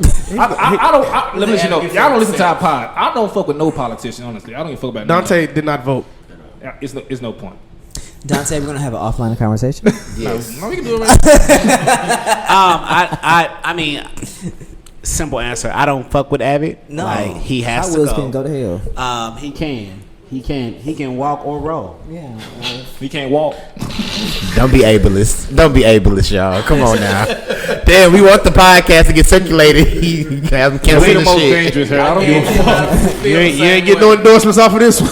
So yeah, he does He not can have. walk or roll. He can't walk. I was just like spitting facts. All right. He's the worst case He is. scenario for anyone in the state of Texas, and I am as much as we joke about like people from California moving here and we're like nigga don't in move droves. people in droves, that brings liberal votes. Absolutely, Yes, absolutely, it does. absolutely. It does. And so what people need to understand is the fact that, you know, as more and more people come, by the time it's time to have this governor's election, I mean, we saw what happened with the presidential election. Yes. Yeah. You know, And Georgia going blue. and Georgia going blue, you know, and so hopefully we can do the same thing for Texas, because a lot of people sit up here and say, Texas red state, we're red state. We really purple. We really purple. Yeah. really purple. We definitely get to that edge and that color change. Well, you know, I think also just with Abbott in general, he's trying to put in his ticket for president. Yep. Yes. Right? The next presidential election. And I what we're seeing right now is that Republicans across the country are doubling down and they fuck Yes. shit Yes. because they are all trying to either be the person who continues the bullshit of Trump, Yep. or they're trying to be the person who starts a whole new wave of bullshit. They want his party members who And now I think- don't know where to stand. Exactly. I think it's a push for conservative votes too. I think what Governor Yes. Abbott is doing, I think it's a very much a push for conservative votes. Prime example, when he passed the law, the abortion law, and then he turns around and says he wants to pass a law that says he cannot force or require people to have vaccines in order for them to travel. And I just feel like that's an oxymoron if you ask me. It's like, and I told somebody, I said, at this point the jokes write themselves. Basically. Like, you know what I mean? Because what do you say to somebody that does that? You know what I mean? I don't understand it. I'm very much gonna vote, and I believe that the voting doesn't start. I think a lot of people who discredit voting is because you have to vote at the local level first. Yes. And it's a trickle down effect. It so if you is. don't know who's running in your local elections, you don't know who your mayor is, you don't know who, you don't know those councilman. offices, your councilman. What happens is, School board, all that. and it trickle downs, and now you're like, well, who the fuck is? Because who the fuck is that's Beto? You know what I'm saying? But that's because you haven't. And we can't say voting doesn't work because Georgia went It's blue. blue. And so I think that what we have to recognize, and I don't think people really talked about in Lynn, is that there are people who came out and voted in time like they have never voted. You got the country, and excuse my language, I'm going to say how it is, country rednecks who never voted, who probably hopped in they pickup truck, drove to the nearest county and voted, right? Then you have blacks in rural areas, right, who probably live in the same space as a lot of these rednecks. And what will end up happening is that they also got encouraged to come out and vote. And so what we're seeing now, that typically, most times in past elections, that has not been a population tap because it's just access, resources, and just location and proximity to like voting polls. Those things keep those people typically out. But because of Trump and his conservative rhetoric and how that tied not only from the most whitest man in corporate America to the lowest white man who pushes hay every day, they all made their way to the polls. So what we have to do as people of color and other identities is that if we are in direct opposition to that rhetoric and that type of viewpoint, we have to engage people on all levels because there are black people in the country who I think would vote, but they are not given enough education. Like Alpha always talks about most people's homeless people. My issue with our program is that we always talk about getting people to vote, but we don't talk about educating people on what to vote for. Yeah. So it's one thing, and we in the black community we love to vote straight ticket and be like, okay, I'm picking everybody Democrat. Everybody Democrat ain't good. It's not good for you. Nope. So because what people don't know is that actually black people used to be Republican. Correct. Right. And it wasn't. And that party used to benefit us. Exactly. Used to. Right. Yeah. And so you have to. Nah, I thought you were just touching me. Adrian,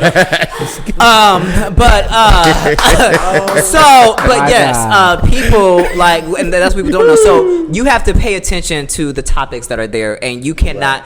Also, you can't just go off of what somebody else says, like your bestie or your good Judy says, oh, girl, I'm voting for this person. No, do your research. Research is important. Judy is also a term for friend. Oh, yes. Judy is a friend. Yeah. Yes. Okay. Judy This whole time, I'm thinking y'all talking about somebody named Judy. I'm like, okay. When somebody be like, that's my good Judy, that's like my really best So the friend. term came I thought Judy was a politician. The term I was like, came from Hey, Judy Garland, log off. Yes. who played in The Wizard of Oz, and Judy Garland was famously an advocate for the LGBTQ community. Yes. So when we Yes. say that's my good Judy, that means That's my good girlfriend. Yes. And if you want to understand that shit is working, they would not be trying to push this voter suppression. Oh my God. Absolutely. And they're trying to do it sneakingly, but I recognize the shit when you're talking about like all of a sudden now there's these new protocols or guidelines when it comes to identification, right? That. Like it's like what the fuck? And it's still disproportionately expensive to get because they politicians will push the narrative that getting ID is normal, everybody should have ID, but like when you are living in the lowest sector of poverty in our country, $75 on average is the cost for a government issued ID. That still costs some money. That's a lot of money and for that people. is not including the fact that you got to get to the space, which is obviously like it could be a driver's license place. Transportation. We've all been to the DMV. That's a shit show. To gotta go, take off work. it takes weeks from Austin if you want to get a regular state ID. Yep. Then on top of that, you look at the disproportionately marginalized people such as the elderly.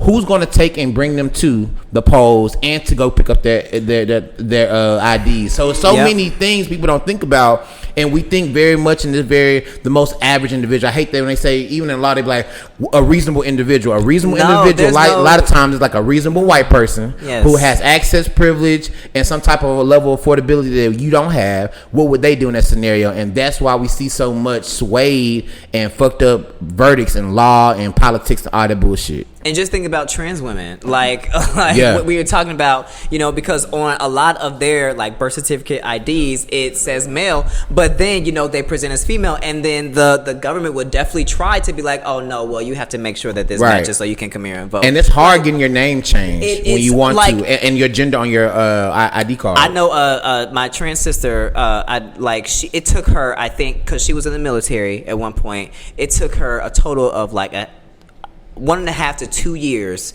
to like have all her stuff changed over, her name, her gender, and there's costs associated with that. And there's costs associated with that. And so like there's like a whole bunch of shit that's put in place to like, that's why like when people are like, oh, it's not the system. The system is fine. No, bitch, it's the system. It's definitely the system. And the system was built to keep certain people down. If you're not a white man, yeah. And it also puts into play. Oh, okay. All right, so we all forgot how to suck dick. No, not me. No, you did. You were the problem first. Oh, actually, no, Harold was. Exactly. I know how to suck dick. Did you? Well, now that you've remembered, I can't remember. But we also don't talk about the psychological ramifications that has. Yes. And therefore, what trickles into, all right, I'm constantly being misgendered, or I'm constantly having to correct individuals, or I'm constantly it's another process I got to go through. So people really don't think into context of what our transgender brothers and sisters go through, and that's why I think that when we talk about privilege, black folks love to say we don't have privilege. We do, but in some aspects we do. Explain that. Yeah, please. So, if you're college educated, black men are the white women of the black community. Black men are the white women of the black community. I'm glad we're here. I'm glad we're here. I just wanted to drop. You got it. She got it. She got it. She got it. So when we talk about, we spoke about the Black Lives Matter movement a little bit earlier. Hashtags and marches and movements are only for normally men of black men that have died. Cisgender heterosexual black men. Yes. I'm with you. I'm rolling. Yeah. Until I'm not, but go ahead. But trans women. And other members of the queer community. Queer black queer women. folks. Because I've asked the question. I asked this to a couple of my students when I was still working at UNT. I said, all right, so if you died, heterosexual black man, we gonna march through these Denton streets and these Dallas streets and burn this shit It's gonna be on the news, everything. But would they do the same for me? Or a black woman. Or a black woman. woman. Or a black trans woman. Now, people would do it for me because they know me. Yeah. People have fucked with me. But if I was just some random... Or if you had a certain status. Or if I had a certain status. Just normal humanity. No. Yeah. And so when we talk about the privilege that people have, heterosexual black men are the white women of the black community because of the fact that a lot of times heterosexual black men enjoy a privilege that is not recognized of being a man, and being heterosexual. And there's even more that goes into that. It's when you're talking about even like within our community, black gay men who present as masculine, who are taller, who are of a certain size, because like they have privilege, and I think we don't recognize. Okay, see, Harold has that privilege. I have educational privilege. Like, I'm not going to sit up here and... Oh, yeah, because you're a doctor. Right. I'm not going to throw slugs at my cisgender heterosexual black men and not throw my own slugs. I walk in and I have doctor in front of my name. Yeah. Okay. That affords me certain things. And I'm glad y'all say that, because in some ways I disagree. Because I say that... We talk about this often. I often say, in this new space that I'm trying to navigate, I feel like as a heterosexual cisgender black male, I can't use the term. You better use it. Use the was term. like, yes, my boy. Y'all, if y'all only knew. Yes. Hey, you know what that is? Growth. I feel that. Come on, Insecure. For those who don't know, that was an ode to Insecure. That's definitely. That's old way. Yeah. I feel like that I feel like I don't have a space anymore to feel a way about things, to say that vocally. I feel like if I speak about, the queer community, if I have an opinion on it, it's like, well, you don't get to have an opinion because you're not a part of this community. If I speak on, something that may be going on with women, it's like, well, no, you don't get to talk about what's going on with women's body. You don't have an opinion. If I speak on, politics, well, no. Patriarchy has been around for a long time, so you don't get to speak on politics. So I find myself. So let me contextualize what you said, because I feel like a lot of cis het black men have that same thought process, and let me separate because these are all different things. Okay. You let me take you out at black cis hetero men. I think so for so long, right? When we just think about in a way in which black history has been told to us, it's always been from the viewpoint and the standpoint and the perspective of black men, right? You know, when we think about, we can name women, yes, I know we can do that, but most times when we think about civil rights, it comes from MLK, Malcolm X. Rarely do we talk about the black queer people, like Martin Luther King's what's his name? Mentor, Bayard Rustin. Yeah, Bayard Rustin.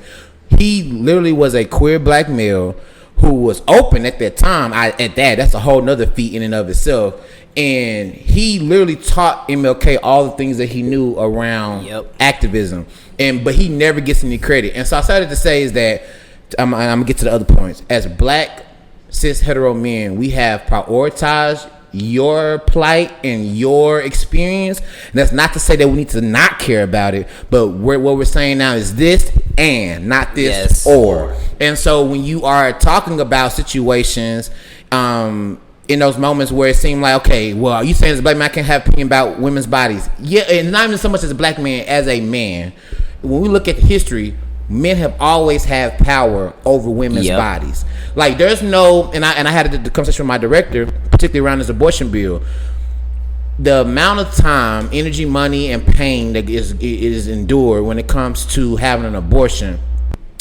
You see here, she was like, let me break this down to you from a mathematical perspective. Women can only carry one child at a time, you know, in theory, right? At a minimum of one child. Yeah. But we can go through one pregnancy for a term of 9 months. Then we have to take at least 2 months to like recover, and then before we're good again to go through another pregnancy. Men could literally, in theory, at a minimum, women at a minimum can have one child a year. Men can impregnate literally a woman each day of the year. And you want to control our bodies. Here's the thing. She was like, and this is something I never thought of. She was like, Harold, and I've heard older men actually who do this, and I've been in Tennessee who did this. Harold, like it costs less money. It's a less invasive procedure for men actually to go and get a vasectomy. It's actually reversible. Yes. What does it look like as a rite of passage? Instead of you throwing a pack of Magnums, most of which can't fit them, to your son at the age of 16 and saying, "My boy, it's time for you to become a man." How about having a real conversation and saying, "Well, son, I want you to still use protection, right, and use a condom. Also, and if you feel like you are not ready to settle down in no time soon, how about we go and get a vasectomy?" I know it sounds uncomfortable now, but that'll be easy for you. So then that way you won't have to worry about, on your end, from a male perspective, ending up with an unexpected pregnancy that you weren't planning for.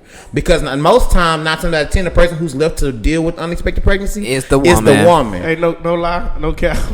Growing up as a kid, when I thought of vasectomy, I thought like somebody chopped me your dick off. No. Even deeper than that. I'm very special. I thought he just like nut and dust. No, you can still ejaculate. Yeah. I thought it was just like.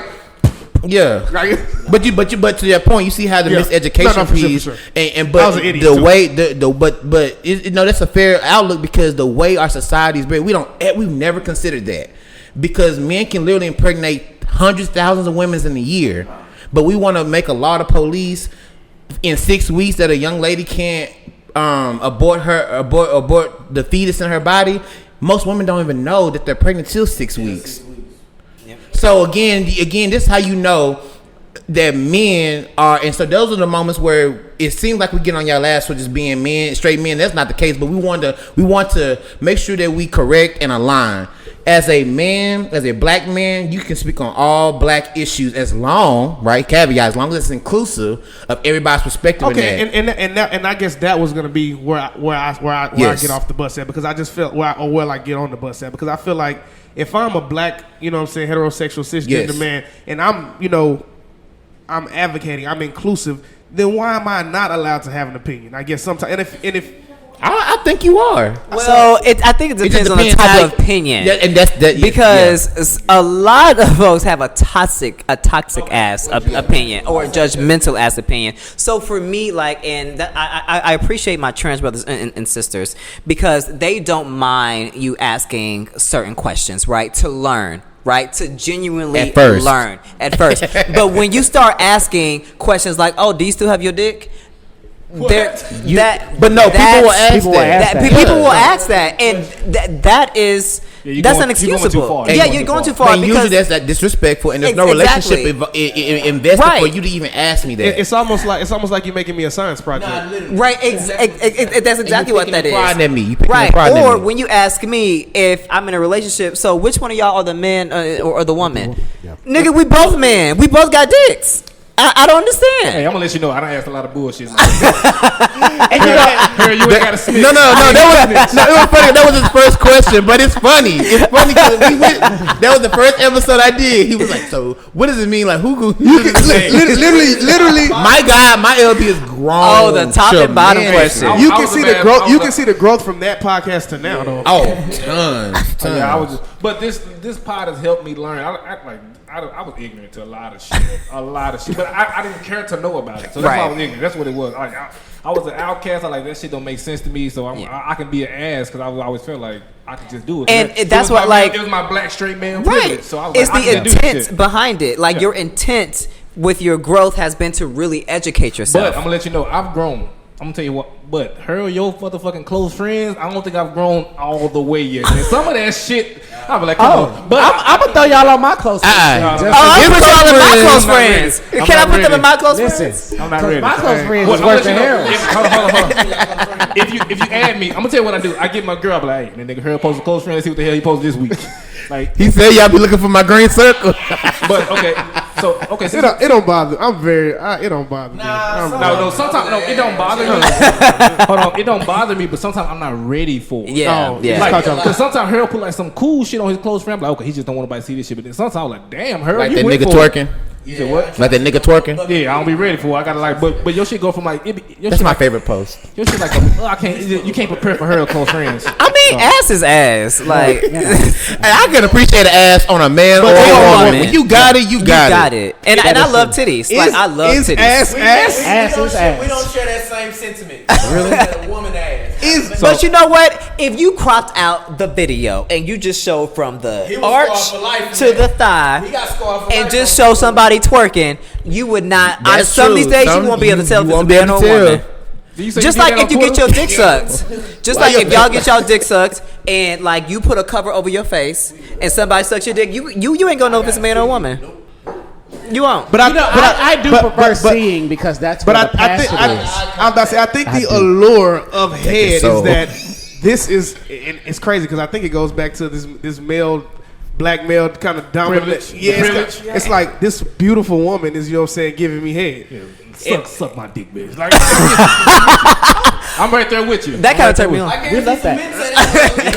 We love that. This nigga here, man.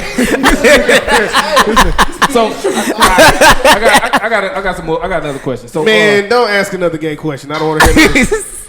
Or ask. It wasn't a gay question. It was more queer. Okay, queer or whatever you said. Gay question. So when we have like black women on the pod, we always ask them, how can a straight male or how can a black man be like what we say? What's the word? What can we do as black men to make sure that black women are heard and protected? Yeah. So what can we do as straight? I love that question. So what can we do as straight black men to be an ally to the community? It's easy to say like, hey man, I'm an ally. Just to say that. It's almost like saying, well, I got queer friends. That'll be an ally. But like, what in your opinion, what do you want to see more of straight men doing in like to make sure the community is heard and protected? So don't how can we use this damn privilege? Don't chase a title.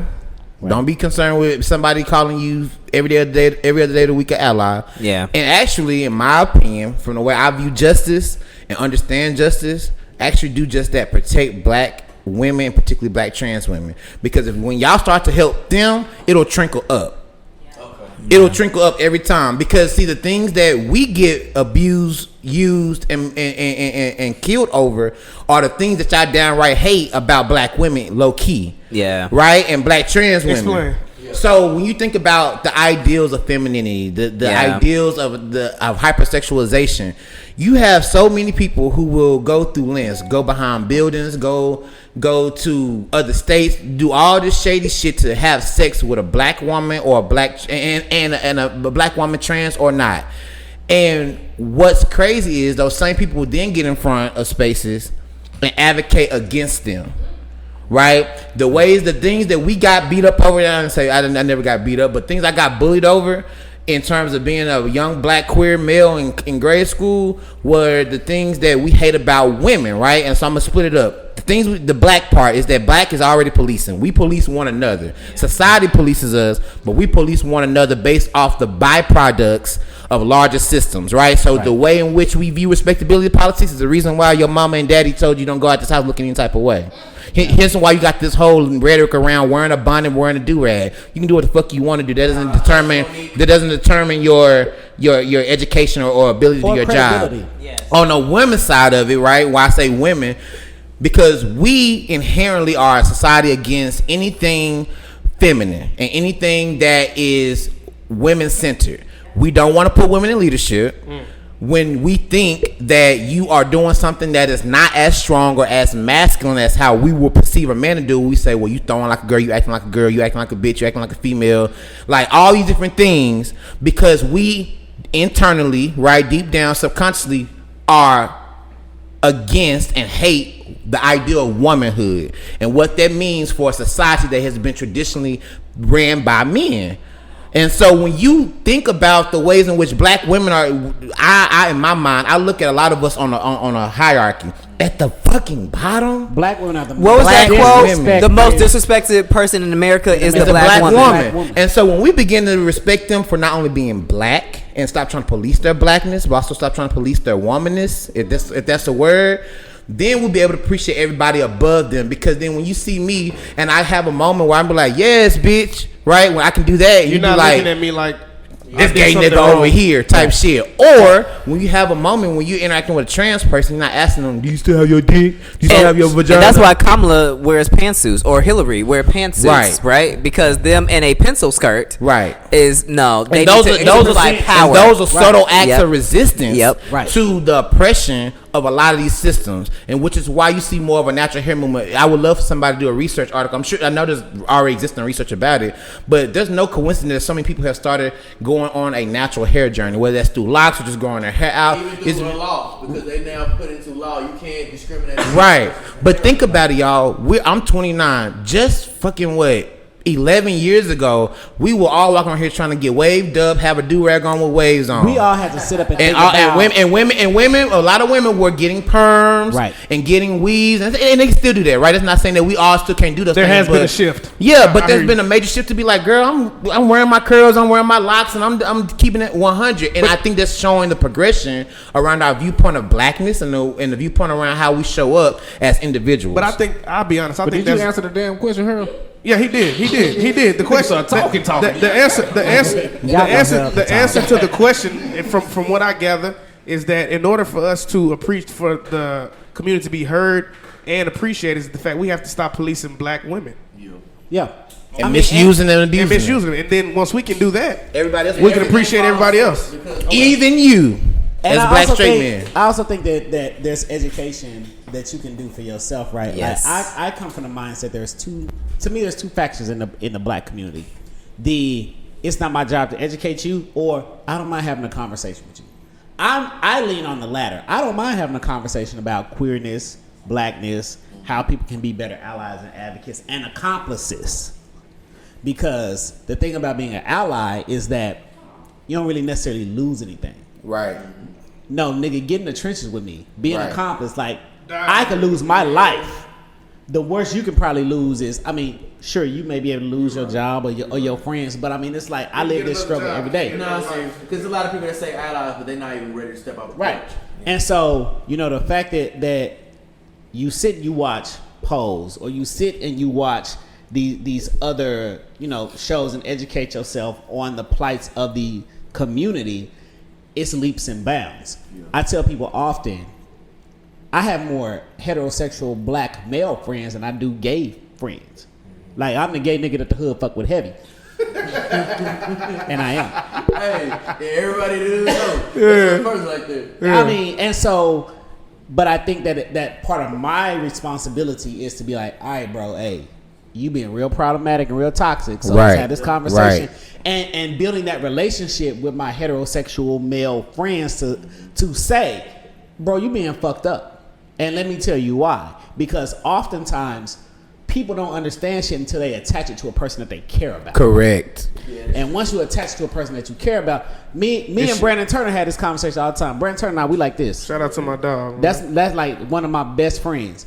We literally have had this conversation, and he too was a homophobic ass nigga until he was like, "Hey, bro, nigga, you fucked up for this shit. Let me tell you why." Yeah. And he from Oak Cliff, right? And he from Oak Cliff. So niggas from the hood just be fucked up. And it's Got a lot of things to learn. Yeah, honestly, real life. And I also think that even within the gay community, we have shit to unlearn. Absolutely, because we learn it from y'all. We have this take the shit from mentality y'all and of, bring it in. We don't want to fuck with a film nigga, or we don't want to fuck I was with, just about to come in as soon as you start talking. we don't want to fuck with a film because it's a whole nigga, nother layer. But why? Why? Like, Because again, like Harold was saying, for feminine dudes, it's associated with women, right? Right. And so full circle. And what's that saying? If I wanted to date a woman, I just go date a woman. I'll just date a woman, but no, because But you you don't also like want to see women. my dick flopping up and down as I'm riding you. But at the same time, so another lens of that is, you know, when we're talking about feminine guys, like how you all, or honestly, how any black gay man, whether you're gay or heterosexual, can support is by helping to create space for people to be who they are. Right. And so for me, I get colored nails, right? I sometimes beat my face. For those who don't know, when we say beat my face, that's makeup, you know, all that good stuff, right? I wear androgynous clothing. Like the last episode, I had on a jean jacket. I saw you with the heels on. Right, yeah, and I also had on heels. Like I wear stilettos. Like I have men who I date men who want me to wear that type of stuff, right? But it's about creating spaces and allowing people, and it's not just a queer thing, it's a people thing. Let people be who the fuck they want to be, and don't judge them or make them feel less than because of that. Like, I should not feel less than because I want to have colored nails. Black people have a very big issue again with just having this cult mentality. Like, if you don't do this way all the time, then I'm gonna question your blackness. But for good reason, because so much of our culture was stripped away. So we're really protective over it. That like when we get a system and a formula, we stick to it. But I think where we are in 2021 is that formula that worked back in 1965 is different from 2021. Yeah. But I don't know how much time y'all got, but I really appreciate you guys for like being on our pod. Like, I ain't got nothing to do. And we call ourselves the most dangerous, not because we talk shit, but I feel like we really not scared to go into any kind of territory. Like, we're not scared to broach any topic with anybody. I feel like for what we did, like to try to, I've been telling her that before y'all even did the first episode. I said, hey man, y'all come to our shit, y'all get a little traction, and, you know, pop off like that. But he was like, nah, we got our own little shit. I respect it. But I really wanted to do this. Fuck shit. Y'all podcast. We doing our shit over here. Yeah. And then I damn near had to beg the nigga. I say, nigga, hey, this Sunday at 12, nigga, you free. But I really appreciate this shit. We probably can do this shit like once every season on our shit, because, you know, our podcast in the top 2.5% in the world. You know, I'm gonna just talk my shit real quick. Talk your shit. Yeah. So I'll be honest, I didn't even know. We need to have y'all on the show. Yeah, I'm about it. We need to have y'all And on so the we show. literally talked about. We had a conversation Yeah. on Friday about bringing our heterosexual male allies to the show. So we literally we sit here. What do y'all would have to? So have y'all seen Housewives of Atlanta? I don't watch reality TV. Okay, well, picture it, Sicily, 1962. So, Housewives of Atlanta, they have the housewives in their chairs, and then they have their husbands behind them for that brief, on higher chairs. So, the idea we had is that the heterosexual folks we bring on the show would have to be behind us in high chairs, as if they are, I mean, y'all won't be our husbands, but the males of the ones who we brought in. Right. My male ego is not that fragile. I'll do that. Because I came a long way. Like 2 years ago, I ain't doing that shit. But I'm with it now. It makes sense. Because I mean, I think that, you know, we like to branch out to all audiences, just like y'all do. Yes. For sure. You know, and in order to create the comfortable spaces that we see, for people to be themselves. And people are not gonna learn unless we are all collaborative together. And then imagine if niggas see y'all and like, these niggas straight, and they with these gay ass niggas, and they are, they're with us, and, bitch. And to be cocky, like we ain't no. And we'll fight. Period. On site. Bitch. Hey, alfalfa list. Alfalfa list. We about it, and we ain't no normal nigga. I'm talking my shit. We got a little buzz in the city, so we ain't like no average nigga you can bring on the show and be like, y'all just got some regular straight nigga, but we got our own little audience. But like I said, like a couple years ago when I learned about myself, I felt like every gay nigga wanted me. I think that was a big thing. Can we talk about that? Because we don't want you. Well, we don't. I told look. So sometimes folks don't want you. That was but the whole, majority of times, folks don't we want don't you. want you. I think that was the whole misconception when we were like looking at the community, like these niggas won't like try to fuck them in the ass or something. That's the kind of shit we were thinking back in the day. Zach mentioned this, I think our last episode, but like, and I can resonate. I have really more straight male friends than I do gay male friends, and like, have I ever came onto you? Nah. You see what I'm saying? I hang around with like my dad's side of the family, and then a lot of the people I know are like literally hood niggas. Like they have guns when I'm riding in the car. Like you feel so dangerous. And look, I be sitting there so normal. I be like, it's a blunt and a gun. I be like, right. Okay. And like I hang out with their wives. Like their wives love me. Their wives ask me for advice, or their girlfriends. Like I'm not trying to turn you out. Man, look, I posed this question one time to I think it was our group chat. I was like, nigga, what makes you even think you're their type? Right. That is Zach, true. you're asking the real question. You're asking the real question. Zach. Because the thing about it is, let me tell you something. And this is not taking anything away from our black women. Come on, I know you better say. Come on, say put it out there. And I love black women. Also, Also, and two things that we turn at the same time. Let me tell you something. For a gay man to think that you are attractive, nigga, you shit. Attractive. Because we are so the thing about it, and we I've talk been about hit this, on before. and so you get your gold star done. You're lying. You liar. Outside of today. Fucking liar. Outside of today. And it was mentioned earlier about like how we are in the community, but men are men, period. Gay or straight. Men are visual creatures. Whether you are gay or straight. And so just like y'all see a beautiful woman, y'all like, damn, that ass sitting in that sundress. I mean, we say that too. Yeah. But we'll look at a nigga and be like, damn that print in them gray sweatpants. The print. Just like a slut. I'm a bird watcher from way back. I'm a big bird watcher. But also, what works for her may not work for him. Right. And I think I've seen some of my home girls, and I'll be like, this my man, this my nigga. I'll be like, okay, hey, that's cute for you. Nice to meet you, son. Shane. He looked like he don't wash his ass. It literally is a point to where I have so many straight friends, and folks is like, damn, you got all these straight. I'm like, that nigga fine. Him? He fine? Him? Do you not see his hairline? Do you not see this thing? And also sometimes a personality thing, right? Because I'm big with that. Yes. A lot of people's personality is attractive, and because I know people, there are people I'd be like, maybe physically to some of my other friends, they'd be like, oh, they so fine. I'm be like, I just know them as a. He's dumb. As rocks. I ain't gonna say that, but like I will. He like or dry. It just doesn't do it for me. Yeah. And then also like I like to flirt, so I'm gonna flirt with a straight As I got gay older, guy. I flirt with a lot but of that people, doesn't mean I want you. I just like to flirt. That's just like I'm just a huge flirt. That's why he sat next to me. I mean, you okay, but you know. But you know that's why. Like we got a humble people. Okay. I gotta bring you down a few notches. The game. That was some humble shit. I live my life in a humble margin. That shit don't bother me. I like how we're all on camera. Yes. It don't bother me, man. So it's never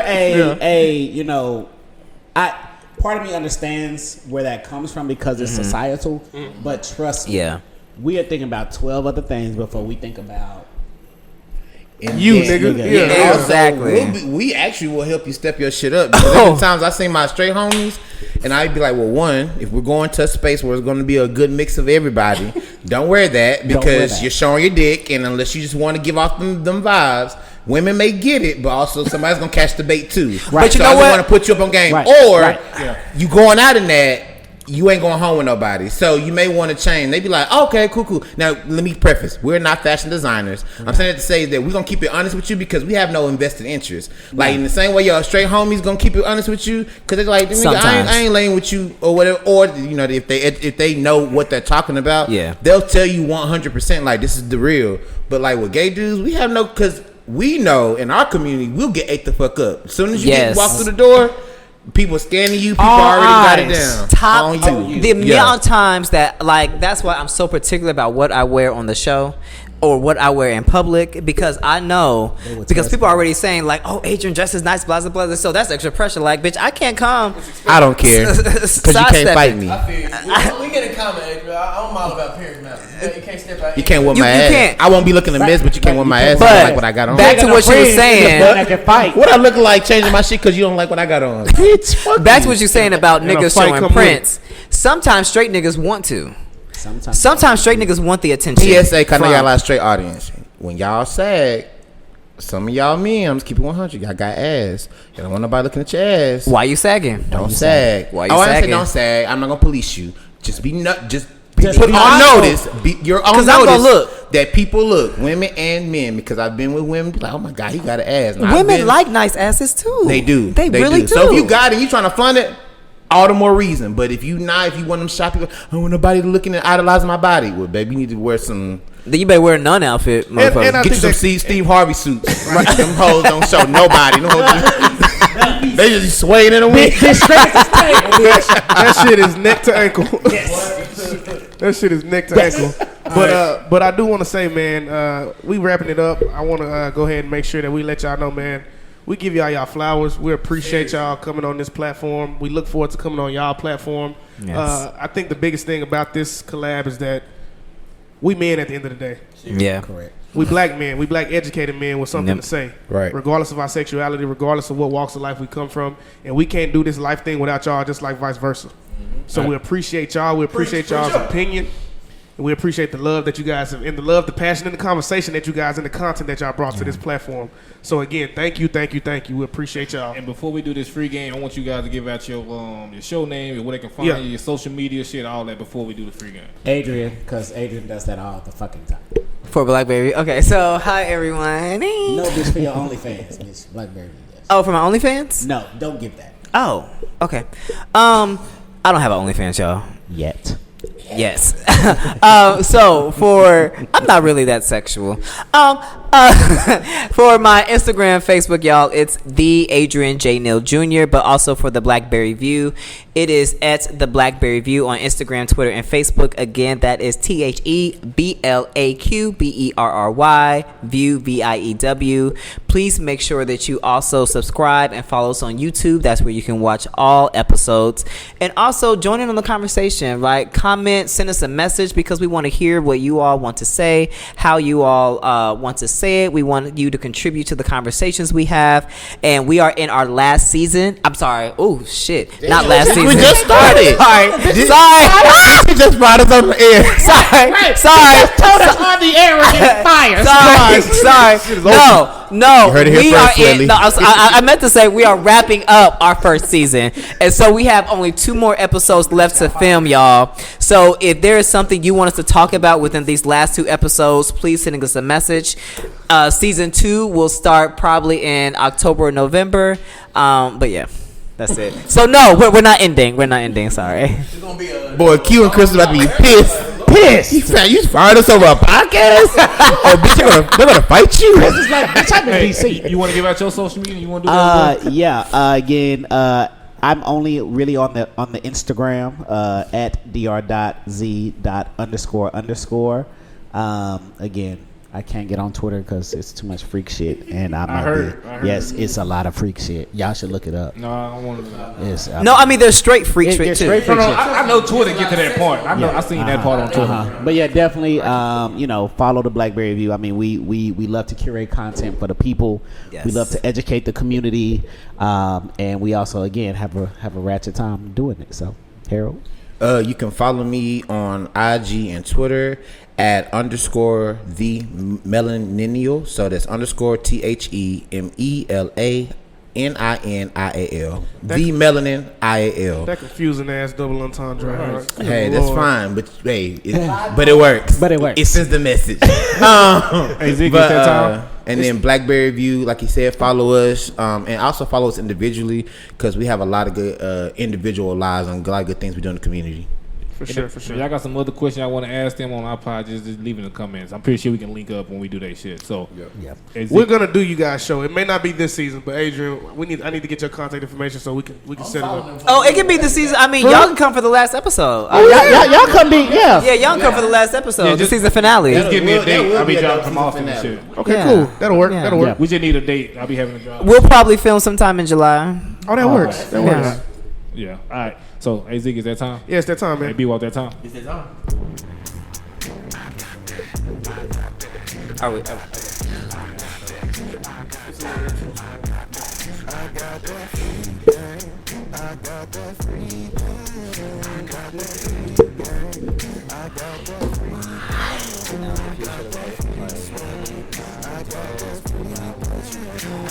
Hate to see a black man do.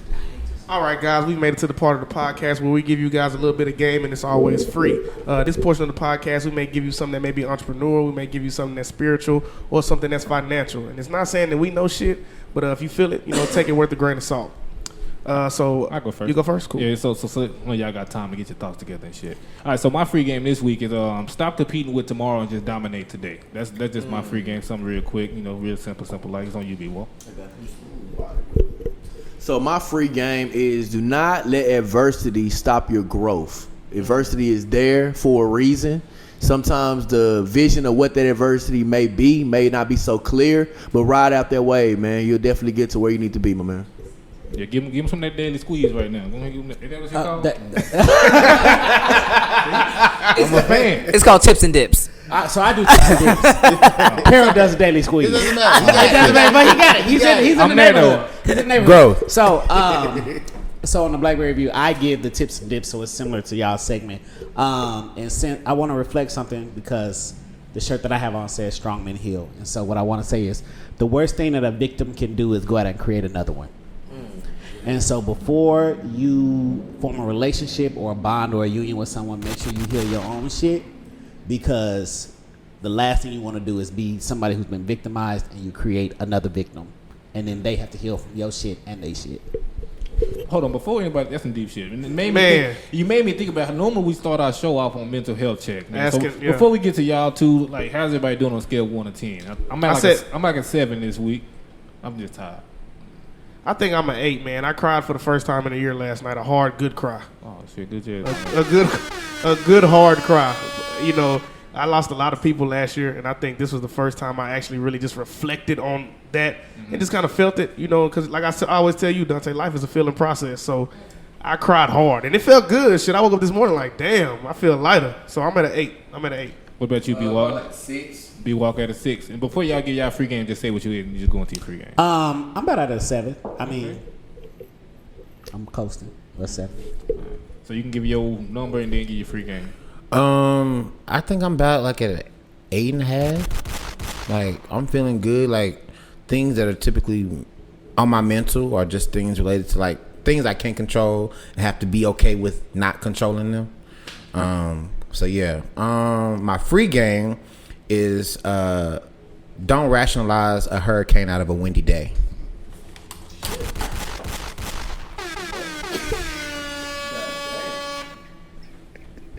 We got gas. Y'all hyping for no reason. Hey, you got 2 drops. Gas me up. You know what make me mad is because that's the shit I normally do. Normally they say I'm the one that's real philosophical and shit, but that was great. That was great. To a meteorologist, boy. I would say I'm going back and forth between a 6.5 or 7. And then my free game is actually a quote. So it states that a individual has not started living until he can rise above the narrow confines of his individualistic concerns to the broader concerns of all humanity. And so, being that we just did this podcast, this is evidence of the growth that we are going through as a community. Yes, we have a long way to go, but the fact that we can come together and we can rise above our individualistic concerns or mindsets and think about our brothers and sisters, right, and move forward, I think is amazing. So definitely appreciate you all for inviting the BlaQberry View to be and fellowship with you all, and definitely want to bring you all on the show because this is where it starts, right? Where we can really become a community, right, and not individualize ourselves, right, and not separate ourselves. And this is what the BlaQberry View is all about, right? Yes, I'm very specific when our show is for Black queer folks, but even though it's for Black queer folks, we want to make sure that everybody has a space and an opportunity to learn and grow and educate themselves. For sure. But last but not least. Definitely not least. My free game is gonna be do things out of love and not for love. A lot of times I think as people, especially in this society, it's a microwave generation. We want everything quick, fast, and in a hurry. Yes. So a lot of times we do outlandish things for momentary love. And so I think when you do things out of love and love pours out of you, you're not doing them for love. And so you're doing them for the right reasons. So for example, this podcast, we don't do this for love. We do it out of love. We didn't want to do this episode with y'all because we want to say, oh, we're doing it with queer people. So, we're doing it for the love of the queer audience. We did it out of love because we want to make sure that you guys have a comfortable space. We want to make sure that straight men are comfortable having conversations with queer men, and we're all comfortable being ourselves. If Adrian say he want to suck dick, if I say, I want to eat pussy, it's not, you know what I'm saying? It's out of love. It's not for love. Yeah. So that's my free game. And then I appreciate that, bro. Thank Yeah, y'all for sure. Educating. Y'all educated us. Y'all educated our viewers. We just definitely appreciate the space that we're in today. All right. And I would eat pussy as well. Okay. 2%. Equal opportunity. 2% milk. 2%. Again, me, I'll film because I ain't. I left that behind back in college. I'm good on that. Okay. Hey, let's transition over out of here, guys. All right, but like I said, I appreciate you guys for all the listeners, man. Y'all know how we do it. All right, this Monday we're gonna have it on the audio. This is gonna be great. The next week we're gonna have it on YouTube. For y'all that commented last week and actually just told us how you was doing, y'all gave us your status check for your mental wellness. We're gonna do that every week. So just leave a comment on how you feeling mentally, and we actually reaching out to those that's under a 6. So Adrian, we got us 6, so we have to reach out to you because you're somewhere between the 6 and the 7. But everybody under a 7, we always reach out to you guys and make sure you're doing well. Like he said, we appreciate you guys for coming. I'm a fan of the show. Like I said, some of the shit y'all be saying, I did a 160. I'm not all the way there yet, but I really fuck with you guys. And like I said, we for the listeners, I think this episode was great. We got some shit for y'all this season. Like I said, we actually took our time. Like we got a whole stripper episode. We got some shit. I ain't gonna spill everything. We got some shit on the way, but we got. Don't spill the tea. Hey, Y'all got a stripper episode? Huh? No. Yeah, we got. Let me get my stilettos. Come on, this episode. Talk about my stripper days. Hey, all right. You clicking Sex them and heels chocolate. is gonna send me. But, hey, this is ZIGGY_ song of the week.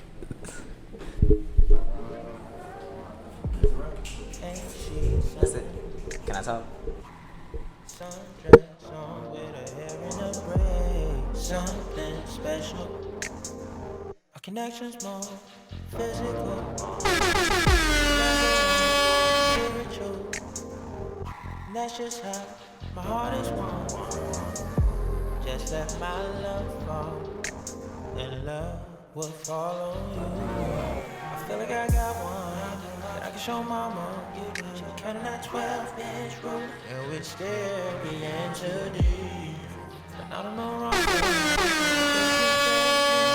My love, I can spend a day out if you want. I can take you places you wanna come. I can spend all day until you're down.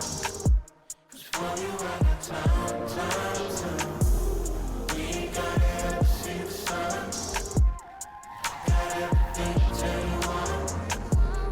We can go all day until you're down. 'Cause for you I got time. I'm in the mood, I need your love. Come a little closer, baby. Send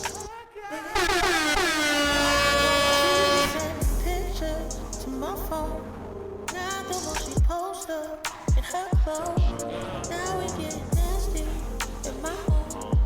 Comfortable like panties and no bra. She been getting mad when I take too long, but I gotta let you miss it. Swear more. Give a little push, be on the safe side. You know I'll be performing, I don't have stage fright. Like you be headed for me, for you in the morning. Breaking backs, beds, just how you do. I'ma get on the floor, swerving lanes like a pro. Open door, nothing on, neighbor HP, give up a show. Just how you like it, don't hold back. I can spend all day down if you want. I can take you places one time. I can spend all day and take you down. We ain't gotta ever see the sun. Got everything to tell you on. We can go all day and take you down. For you I got time. I can spend all day down if you want. I can take you places one time. I can spend all day and take you down. For you I got time. We ain't gotta ever see the sun. Got everything to tell you on. We can go all day and take you down. For you I got time.